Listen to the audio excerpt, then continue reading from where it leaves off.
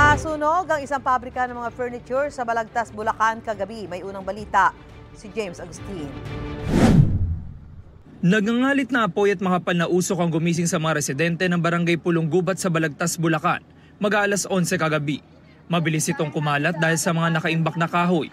Pagawaan kasi ng iba't ibang klase ng furniture ang nasusunog. Itinaas ng Bureau of Fire Protection ang unang alarma.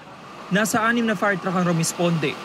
Ang mga empleyado sa katabi nitong establishmento tumulong na raw sa pag-apula. Nakita lang po namin na may nagliliyab na apoy, tapos may sumigaw na sunog. So ang ginawa po namin, kumuha kami ng hose, kumuha kami ng timba, kahit po ako, nagbuhos po kami sa kapaligiran namin. Napakabilis po sobra. As in, yung sabi nga po sa akin ng may-ari, meron daw po siyang isang timba tubig na ibinuhos. Nung pagtalikod po niya, lumagablab na agad ang apoy. Nakalabas naman ang 6 na magkakaanak na nasa pagawaan ng mangyari ang sunog, kabilang ang may-ari nito. Nagtamo ng sugat sa kanang braso ang pinsan nilang rumisponde sa sunog. Wala silang nailigtas sa mga gamit. Tanging ang nailabas nila ay imahe ng Santo Niño.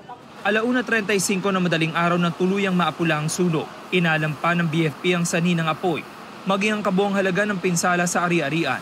Ito ang unang balita. James Agustin para sa GMA Integrated News.